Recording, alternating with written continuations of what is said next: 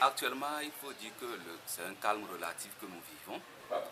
Mais notre inquiétude encore, c'est que notre jeune frère Douti Sinanling est encore à la morgue.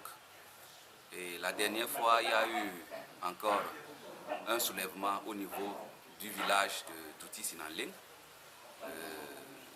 Nous nous étions transportés pour constater les faits. Et il faut dire que c'est un peu ça. Et on reconnaît aussi que la famille se plaint parce que voilà, la campagne agricole a commencé. Ils ont un corps à la morgue. C'est comme s'il était encore malade. Ça fait que ce poids est là, torture encore les parents, les proches et les alliés. Et ça, ce n'est pas bien quand même pour notre milieu. Il faut dire que les élèves, les enseignants, tous quand même sont troublés parce que le problème est là, et on ne dit rien pour le moment. Et ce n'est pas bien.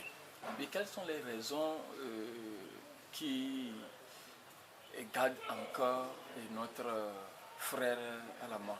Donc je crois que c'est au gouvernement de prendre ses responsabilités, puisque les parents exigent, exigent qu'on leur dise les responsabilités, qu'on leur dise clairement à qui reviennent les responsabilités de la mort de Douti Sinanling.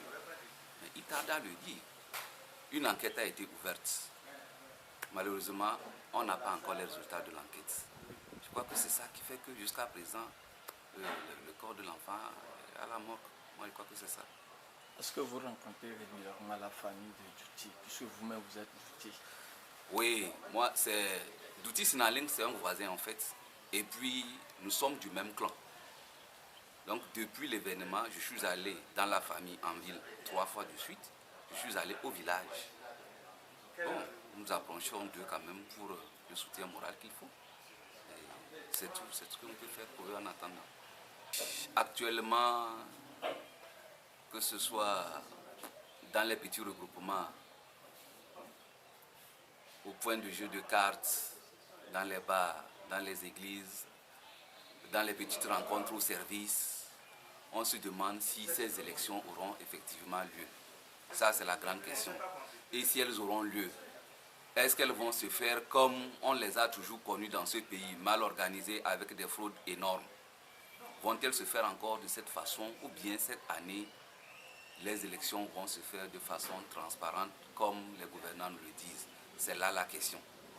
Mais ce que je sais, au niveau de notre parti, nous avons pris toutes les dispositions. Nous sommes dit, plus jamais l'erreur de 2001. Donc nous avons pris les dispositions au niveau de notre fédération, de notre région, dans la région des Savanes. Nous avons préparé toutes nos candidatures. Les candidats ont été identifiés par la base elle-même et transmis maintenant à nos responsables nationaux. Donc nous, au niveau d'Adi, nous sommes prêts. C'est ce qui a fait même que je me suis déplacé sur Lomé. Oui, alors, croyez-vous avec l'entêtement du système en place ici que l'opposition peut avoir gain de cause? Nous croyons fermement que nous aurons gain de cause. Si ils ne veulent pas forcer les choses, torturer les résultats, nous sommes convaincus que l'opposition aura gain de cause dans la région des Savanes. Ça, nous sommes convaincus. Et de par le passé, c'est le fief au RPT. Est-ce qu'aujourd'hui, avec les 2 morts là, Douti et Asselm, cela profitait un tout petit peu à l'ADI? Ce n'est pas seulement, je crois que la mort de Douti, Sinanling et Anselme ne viennent que confirmer les choses et donner quand même un coup de pouce. Et que la population des Savanes est fatiguée. On est fatigué des promesses fallacieuses. Moi, je suis agent de développement. Nous vivons au quotidien ce que les paysans connaissent comme souffrance. Mais que les gens ne viennent pas de Lomé et faire une lecture rapide de ce qu'ils voient en ville. Pourquoi que c'est la vie des populations? Allez à la base. Par moment, nous sommes des ambulanciers. Oui. Qu'est-ce qu'on ne connaît pas? On est tout. Tu es enseignant, tu es ambulancier, tu es tout dans les villages. Non, la misère est là. Qu'on ne nous trompe pas. Donc aujourd'hui, c'est la menace. La menace est forte au niveau de la population. Nous, notre prière, c'est qu'on conserve le vote de la population. Qu'on soit sérieux. Un vote, c'est une enquête. Elle a une valeur, une très grande valeur. Lorsqu'on manipule les résultats d'un vote, c'est qu'on a manipulé les résultats d'une enquête et tout ce qu'on pourra décider suite à ce vote, suite à cette enquête, n'aura pas de valeur. Le peuple ne pourra pas se retrouver dans ce vote. Et alors, il y aura problème entre les élus et leurs administrés. C'est ça. Combien de députés ont pu rendre visite à leur électorat depuis qu'ils ont été élus? Combien de députés? Non. La population est déçue, ça ne nous trompons pas. Et je le dis à visage découvert. Oui, aujourd'hui, tout ce que nous vivons dans la région, c'est que la population ne se reconnaît plus dans nos autorités. À Dapon, les cas qu'il y a eu, ça ne pouvait pas se passer avant. Mais c'est parce que la population est déçue. Vous comprimez un ressort qui a la chance de voir le support sauter. Le ressort bondit. C'est ce qui s'est passé à Dapon. Les gens parlent de manipulation, c'est faux.